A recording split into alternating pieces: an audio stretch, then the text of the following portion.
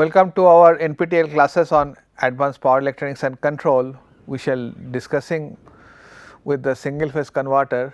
This will be our second lecture on it. Till now we have discussed mainly half bridge configuration. Now let us go for the full bridge configuration. Half bridge configuration is actually not at all practicable because conversion rate is very low. For this reason we have a single phase central trap full bridge configuration. However, availability of the central trap transformer for the little higher power rating is definitely difficult to get. For this reason applications is less. However, it has some utility because it is semiconductor component count is less. So, this is the actually the supply voltage, and ultimately this is the voltage coming across load, and you get full rectifications, and this is the point where D1 conducts for the forward half cycle, and this is a D2 conducts and so on. But one of the biggest disadvantage of it that in the peak inverse voltage of this diode D1 or any diode or D2 is the double of the supply voltage. So, it has to block huge amount of the voltage, reverse blocking voltage, but there is a big advantage of it compared to the single phase diode. The average value of the output voltage has been doubled. It was Vm by pi, here it is 2 Vm by pi, and the load current similarly it will be more. So, it means power handling capability straight away is actually quite high. The RMS value is basically it was Vm by 2, yes, here it is Vm by root 2, and it is divided by R, and peak inverse voltage of the diode. This is actually the one of the disadvantage of it. Otherwise, these are high, and thus it is used for the higher power application, that is 2 Vm. Another configuration definitely is the bridge configuration, because we get rid of the bulky transformer and where you can directly convert, but it is the popular usage that consists of the 4 diodes. However, it will be lossy because you have to incorporate, though we have while starting we have said that we assume that this conducting device while turn on are lossless, but it is not so. So, you have a diode across it. So, while actually current flows transfer of the power takes place through 3 diode devices, and thus you have a little more losses. So, this is one configuration, and this is another configuration. It is almost same kind of configuration, it is just the way you actually put it. Here load is actually put inside the bridge configuration, and it is just taking away and put it in different configuration. Now, here what happened? It is same as this actually central trap. Amount of the VDC is the 2 Vm by pi, and this is the input voltage, and this is the actually the output voltage. This is actually the conductions of Vm. So, D1, D2 conducts or D3, D4 conducts and so on, and PIV is basically Vm across each of the devices, and thus you have actually not much voltage stress, but here component count is more. And another issue is that actually it has to flow power loss across each power diode. If it is little more than 0.7, say 1 volt and 1 volt, 2 volt is lost, but in case of this other diode it has been lost by 1 volt. So, this is the IDC. IDC is given by 2 Vm by pi R. Similarly, RMS is this. RMS will be given by VRMS by R. Peak inverse voltage across the diode is actually the Vm. Single phase full wave rectifier with the RL load, let us say, with a resistive load, the current is identical to the shape of the voltages. In the practical application, most of the loads are inductive. Why? Because mostly these fits to the DC motor drive. DC motor drive actually has a huge value of the field, because it has a huge inductance been placed in series or shunt, and thus to incorporate it we can model it is a DC motor as a RL load. So, for this reason the load current shape and the magnitude depends on both the load resistance and the load inductance, and let us consider that this is the configuration of RL load. So, we assume that it is a continuous conduction mode and we have a huge load current also. So, for this is the output voltage and output current, and this is the current through D1 D2, and this is the current through D3 D4, and ultimately this is the overall voltage and the current in the single phase diode based rectifier feeding an RL load. See that actually even the voltage is sinusoidal, but output voltage has got a nonlinear change, thus it is contaminated with the harmonics. So, when actually this value of the inductive load is quite high, most of the cases actually omega L by R, if it is more than 10. So, this is the case. Then we can assume that there is a constant load current. So, then in that case you will have, this is a voltage and this is actually the current, is a voltage, and D1 D2 is the current. Thereafter current will flow through the D3 D4 and so on, and thus this is a voltage and current profile where current will be the square wave. We prefer this kind of thing because it is very easier to analyze. Example, single phase uncontrolled converter, it is feeding a DC motor. If a single phase bridge rectifier supplies a very highly inductive load such as DC motor, the turn ratio of the transformer is assumed to be unity, determine the HM, that is THD of the input current, B the input power factor.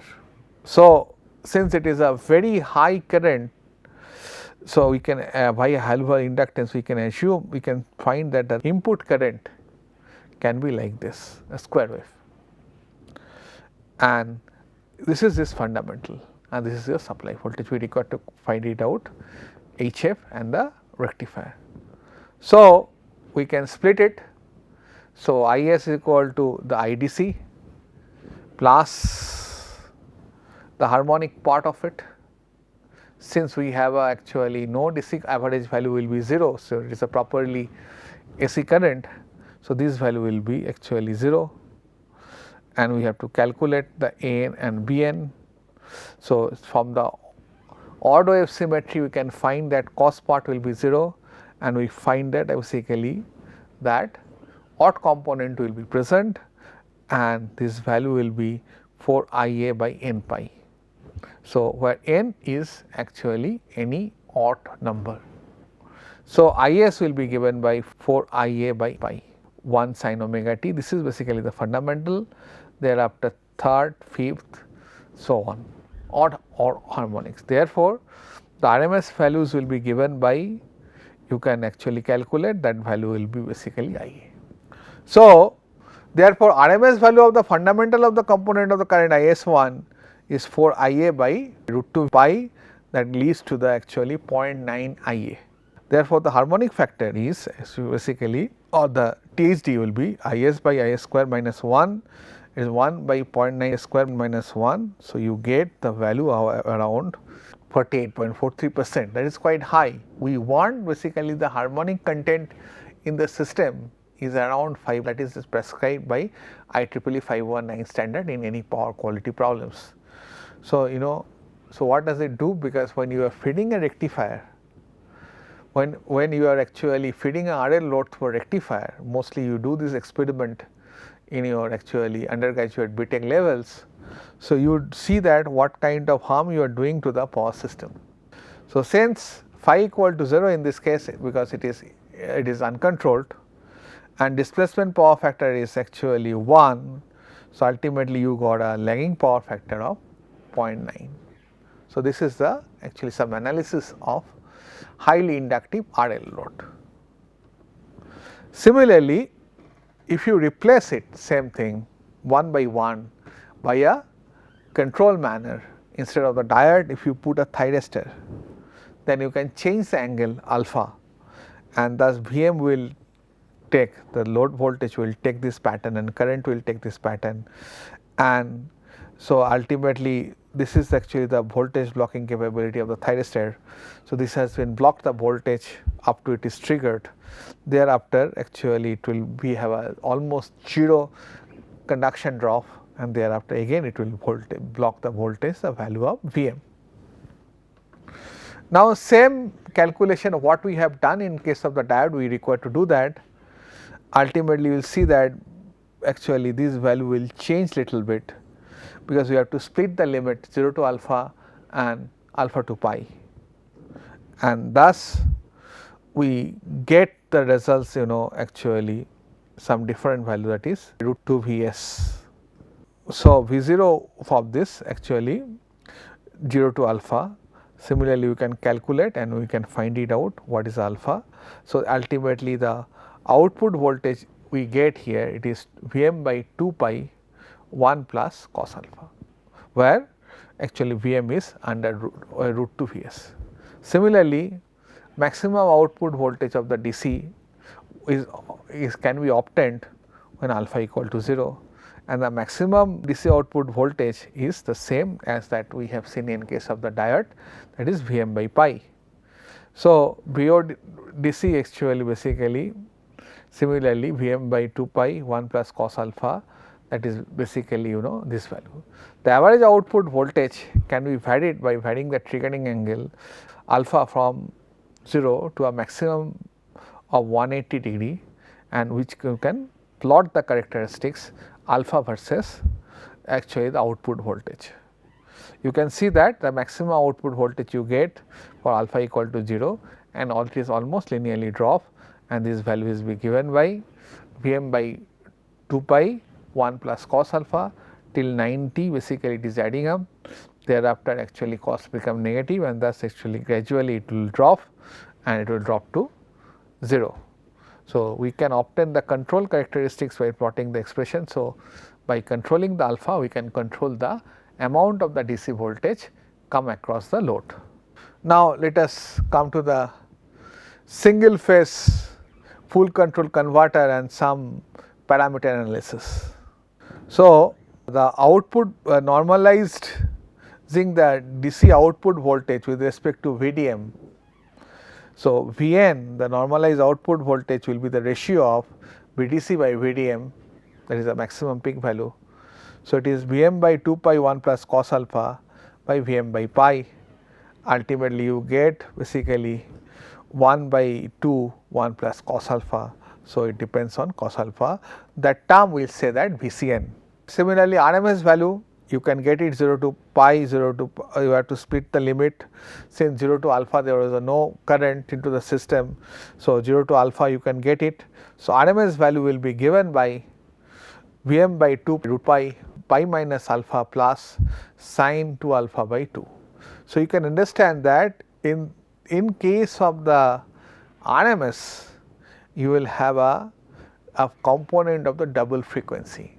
So, it will be a 2 pulse converter. So, you have a double frequency ripple followed by a DC part. If you see that this part is DC and this part is essentially AC. So, DC superimposed to a double frequency oscillation, okay, and thus it is a 2 pulse. More the number of pulses, actually what happen, you will get a high frequency, and the filter will be actually smaller, and you will find much aids to actually remove those components. And for this reason we are looking for the high pulse converter. Now, let us consider the case of the single phase half wave full control rectifier with the RL load, and we assume that inductive value is not quite high, otherwise you should have been taken a different kind of current shape. So, till alpha it has been triggered.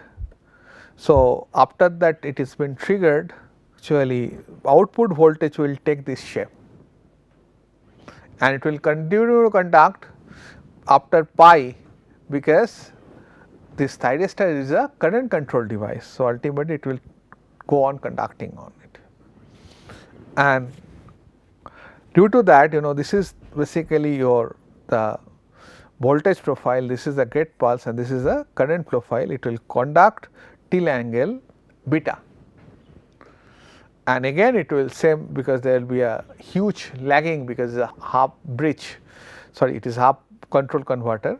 So, again it will start conduction after 2 pi plus alpha. So, for analyzing it, we require to take a help of the differential equations, assuming that it has been triggered at an T1 and at an angle alpha. We can write these equations basically del di dt plus r I0 equal to Vm for this zone of conduction from alpha to beta. So, I0 we can actually, if you solve it, this equation, ultimately you get I0 equal to Vm by impedance, that is basically nothing but under root of r square plus xl square. So, we can calculate sin omega t minus phi, where tan phi will be equal to basically xl by r. So, from there we can get these results. So, where maximum supply voltage is root 2 times of the supply voltage, and this is the load impedance which I have just referred. So, phi equal to tan inverse omega L by r, the load impedance angle. So, this is the load impedance angle, and this is basically the time constant L by r, this is tau, and general expressions can be written as Vm by z sin omega t minus phi plus this term. Now, we require to have a one unknown to be left out in the previous slide, that is the A1. We require to calculate A1 from the initial conditions. So, condition is when load current was 0, it was either beta or alpha. So, omega t equal to alpha. So, t equal to definitely alpha by omega. So, you substitute these results, ultimately you get A1 e to the power RLT equal to minus Vm by z sin alpha minus phi. So, this term can be 0 if alpha equal to phi, or A1 equal to this value.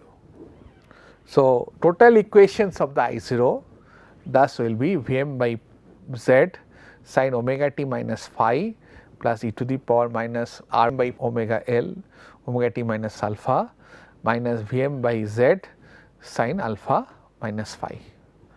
So, this will be the final expressions of the load current. So, in a known form. So, if you know the alpha, if you know the phi, you can calculate, and if you tell the instant, you can, of course, you can calculate the load current. So, this analysis is little complex than your actually the direct bridge rectifier. Students are required to practice it, assignment will be given on it, and especially all the competitive exam we will get a problem on different kind of actually load current calculations, mostly in chopper.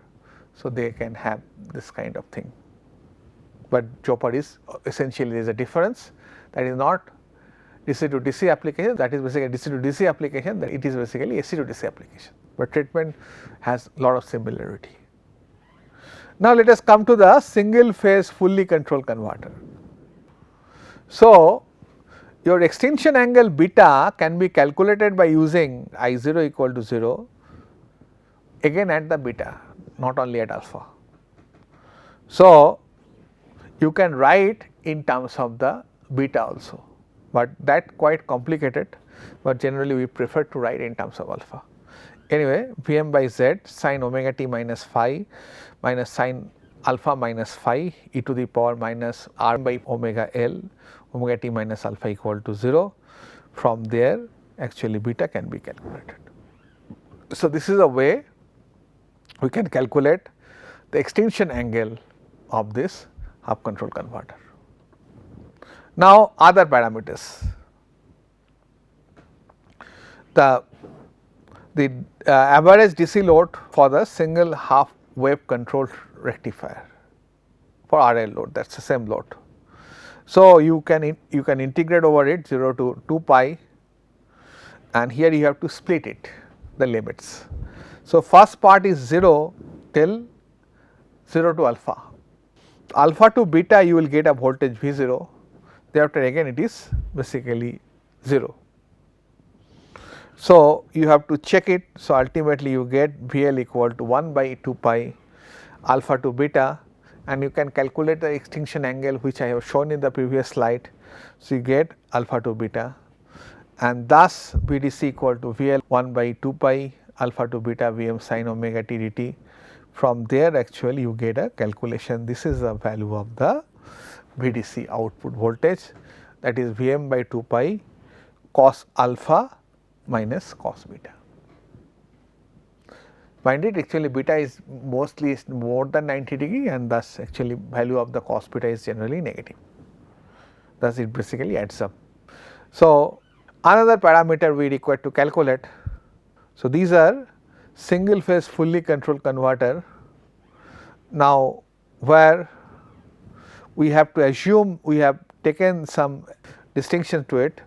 Supply voltage at the transformer side is taken as a Vs, Is equal to input supply current, transformer secondary winding current, Is1 is the fundamental component of the input supply current, and Ip is the peak value of the input current, phi is the phase angle difference between the sine wave components, the fundamental component of input supply current and the input supply voltage. Phi equal to displacement angle, phase angle for an RL load, phi is the displacement angle, load impedance angle, and phi equal to tan inverse omega L by R for an RL load, displacement factor df or fundamental factor equal to cos phi. Now, let us calculate the THD or the harmonic factor, total harmonic distortion, that is Is square minus Is1 square by Is1 square. So, that is basically this term where RMS value of the input current is Is1 is the RMS of the fundamental component. So, this is basically Vs Is1 by Vs Is cos phi equal to Is1 by Is cos phi, and crest factor Cf Is peak by Is peak input supply current by RMS input current. For an ideal control rectifier, what happen, form factor is generally 1, efficiency required to be 1, and there should not be any part of the AC component. For this reason this required to be 0. So, total utility factor is 1 and ripple factor should be 0 because it does not contain any AC. THD should be 0 and power factor or the displacement power factor also should be 1. Now, let us see, we have seen the actually single phase half wave control rectifier with RL load. Now, we will put a freewheel diode. We have seen in case of the diode that actually freewheel diode increases the amount of the DC into the load by reducing the magnetic energy stored into the inductor. Now, let us see that what happens in case of the half wave single phase control rectifier. There is so many actually prefix added to it. So, it has been delayed by an angle alpha. This is the supply voltage and this is the gate currents, and ultimately current will take, I assume that it will take this kind of profile. If it is a square wave, then it will take a different profile if this inductor value is quite high.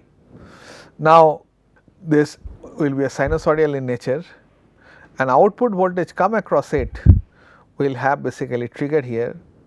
Thereafter what will happen, once actually negative voltage comes into the picture, then this diode actually forward biased and it start conducting, and thus in load current basically will continue to flow, but you will get actually the 0 voltage across the load, and due to that you will have actually no power being supplied across during this time, because you can see that load voltage is 0. Previously what used to happen, without diode there will be a negative portion of it, and ultimately positive current and the negative voltage will lead to the AC component of it, increasing the AC component of it. So, you can reduce the AC component, since basically you will not get any load voltage due to this, actually, since it will short basically the current, current will flow, but load voltage is going to be 0 after pi. The average value definitely will change. So, it will change to Vm by 2 pi 1 plus cos alpha. So, which is the same that of the purely resistive load. So, what happen, while free will, it will be leads to the same value and you get more amount of DC. So, following point to be noted: for low value of the inductance, the load current becomes discontinuous. Mostly this is the case in case of the half wave circuits. During the period alpha to pi, the load current actually flows through or carried by the SCS, and during the period pi to beta, the load current carried by the free wheel diode. The value of the beta depend on the value of the RL load and the forward resist and the free wheel diode. So, this is the case. So, this is the actually the alpha current. So, then actually current will drop because it has a sinusoidal pattern of the voltage. So, thereafter at this point it become pi. So, then forward conduction mode start for continuous conduction mode. So, diode will be actually this free wheel diode will carry the power, and thus load will not get any voltages, and then again after 2 pi plus alpha it has been triggered and been followed.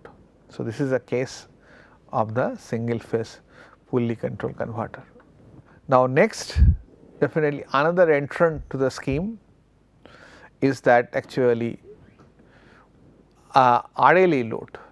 Generally this is a typical model of a DC machines, because you got a resistance and that combines the armature resistance and the mechanical conversion part of it,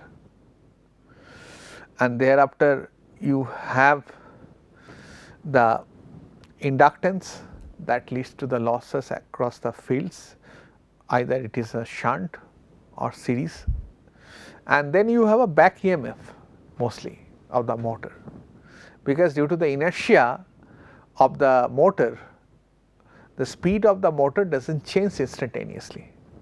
So, essentially when you talk about the RLE, we take care of a DC motor.